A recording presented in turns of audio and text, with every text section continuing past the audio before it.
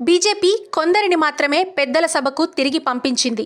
వాస్తవానికి రాజ్యసభ నుంచి 2 కేంద్ర మంత్రులను మాత్రమే కొనసాగించారు. రైల్వే మంత్రి అశ్వనీ వైష్ణవ్, జూనియర్ ఫిషరీస్ మంత్రి ఎల్ మురుగన్ మధ్యప్రదేశ్ నుంచి తిరిగి అవకాశం ఇచ్చారు. 2 లేదా అంతకంటే ఎక్కువసార్లు ఎంపీ అవకాశం దక్కించుకున్న వారికి ఈసారి అవకాశం ఇవ్వలేదు. పార్టీ అధినేత జేపీ నడ్డా మాత్రమే ఇందుకు మినహాయింపు పొందారు. అయినప్పటికీ 2022లో కాంగ్రెస్ గెలిచిన హిమాచల్ ప్రదేశ్ నుంచి గుజరాత్కు మార్చేశారు. ఈ వారం కాంగ్రెస్ను విడిచిపెట్టిన మహారాష్ట్ర మాజీ ముఖ్యమంత్రి అశోక్ చవాన్కు పార్టీ అవకాశం ఇచ్చింది. మొత్తం 28 మంది రాజ్యసభ ఎంపీలలో కేవలం 4 మాత్రమే తిరిగి అవకాశం ఇచ్చింది. మిగిలిన 24 మంది లోక్సభ ఎన్నికల్లో గెలిచి రావాల్సిందిగా కోరింది. ఏప్రిల్లో ఖాళీ అయ్యే 56 స్థానాలకు 28 మంది అభ్యర్థులను పార్టీ ప్రకటించింది. ఎక్కువగా కొత్త వారికి అవకాశం ఇచ్చింది. నాయకత్వ నిర్మాణం, అట్టడుగు స్థాయి కార్యకర్తలను, ప్రజలకు తెలియని వారిని కూడా ఈసారి సామాజిక సమీకరణల ఆధారంగా అవకాశం ఇచ్చింది. ప్రధాని నరేంద్ర మోదీ ఏం చేసినా దానికో లాజిక్ ఉంటుంది, దానికో లెక్క ఉంటుంది. మూస ధోరణిలో రాజకీయాలను పూర్తి స్థాయిలో ప్రక్షాళన చేస్తున్న ప్రధాని మోదీ ఇప్పుడు మంత్రులకు కొత్త టాస్క్ ఇచ్చారు. రాజ్యసభ పదవీకాలం ఏప్రిల్లో ముగియనున్న 7 కేంద్ర మంత్రులను అధికార బీజేపీ తిరిగి నామినేట్ చేయలేదు.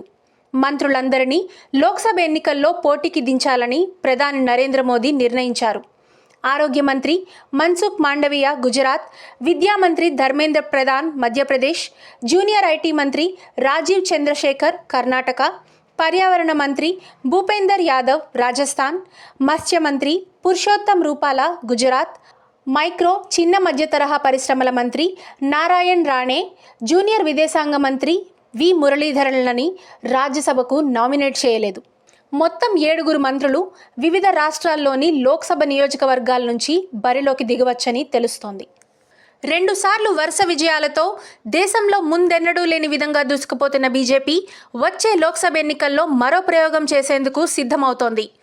గతంలో కేంద్ర మంత్రులుగా కొందరికి అవకాశం ఇచ్చిన మోదీ వారిని వివిధ రాష్ట్రాల నుంచి రాజ్యసభకు పంపించారు. అయితే ఈసారి మంత్రి పదవితో ఆయా రాష్ట్రాల్లో పలుకుబడి సాధించిన నేతలను ఇప్పుడు లోక్సభ ఎన్నికల బరిలో నిలవాల్సిందిగా ఆదేశించారట. ఇప్పటికే ఆయా నేతలకు తమకు నచ్చిన నియోజకవర్గాల్లో పోటీ చేసే స్వేచ్ఛను ఇచ్చారట. అందుకే తాజాగా రాజ్యసభ ఎన్నికల్లో 7 మంత్రులకు రాజ్యసభ టికెట్ ఇవ్వలేదట. ప్రధాని మోదీ స్కెచ్ ఏంటి, ఆయన ఆలోచనలేంటో ఇప్పుడు చూద్దాం. ఇక వచ్చే ఎన్నికల్లో మహిళా ఓటర్లను తమ వైపుకు తిప్పుకునేందుకు బీజేపీ ఎత్తులు వేస్తోంది. అందులో భాగంగా 3 మహిళా విభాగం నేతలకు ఈసారి అవకాశం ఇచ్చింది.